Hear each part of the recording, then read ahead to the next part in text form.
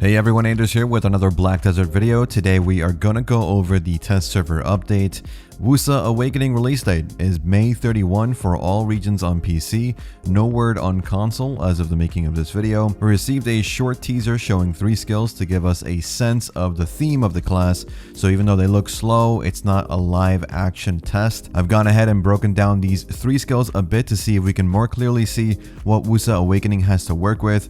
The first skill shown is this long-range linear AoE that seems to have some drain style effect visually, but if we see the later clip of the skill being used on the human dummies, we can see that the skill has a stiffness CC into a floating CC effect with a vacuum. I've seen some people say that this could be a grab, but to me it looks more like a PvE vacuum effect that is active in the test environment. More than likely it is a double CC skill with a vacuum than an extreme long range grab, since I also don't see the grapple animation you tend to see from the long range grabs. The grapple animation just isn't there. The second skill is the large AoE slow casting orb that looks visually stunning, but also shows us that the clouds are at least still part of the visual theme of Woosa in her awakening, but not much else is going on there. In the second clip we can see it links with the next skill we'll take a look at, so we know some cancels will exist for this slow skill.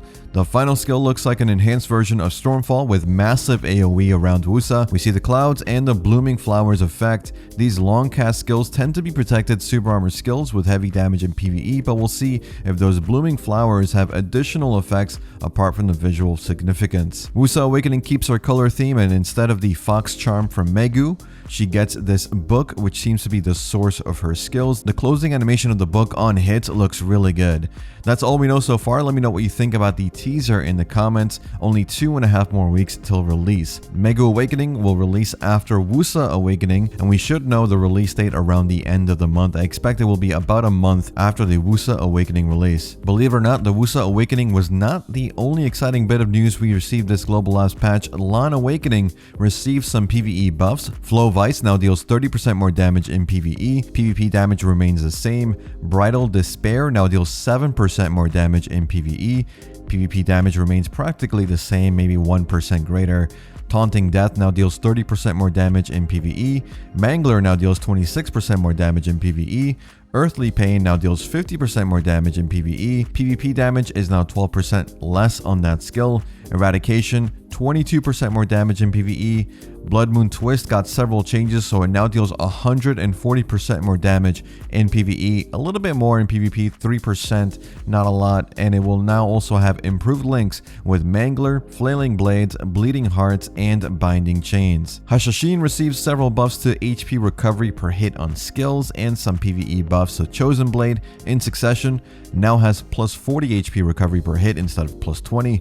Retribution now has plus 50 HP recovery instead of plus 40. All's Command now has an added plus 45 HP per hit effect. Veracity now has an added plus 100 HP per hit effect. Inquisition no longer has knockdown CC and instead is a down smash on all hits with an added 2-hit or 3-hit mechanic depending on the hand holding the weapon. Ensnaring Sands cooldown has been reduced to 9 seconds from 10 seconds. Condemnation cooldown has been reduced to 8 seconds from 12 seconds. Dune Strike now deals 60% more damage in PvE. Collapse now deals 30% more damage in PvE, 15% more in PvP. Crown Kick now deals 35% more damage in PvE, 2% more in PvP, not much more. Retribution now deals 40% more damage in PvE and 11% more in PvP. So that's it for class balance, but workers also got some major changes this patch. Worker max level is now 40. At level 40, they're all going to get a new skill called Express Delivery, which allows you to choose where the materials gathered from that worker can be stored. You can now also restore your workers' energy automatically by having food like beer and grilled bird meat in your family inventory. Huge change for workers, really strong update, but this change will take a few weeks to implement, so expect to see this update on global servers by the end of the month. Elvia Saunil is back with some more changes. The sharp elites have been removed completely, but they can still spawn after defeating enough enraged Saunil. Crystallized Despair drop rate has been reduced by 50% from normal Saunil. The agile Saunil now have 5 times more drop rate for Crystallized Despair, and the sharp Saunil and the Saunil Siege Towers all have their drop rate for their loot table greatly increased. Wagon weight capacity on all but the Forest Path Wagon and the Starter Wagon have increased to help with the new Age of Trade content.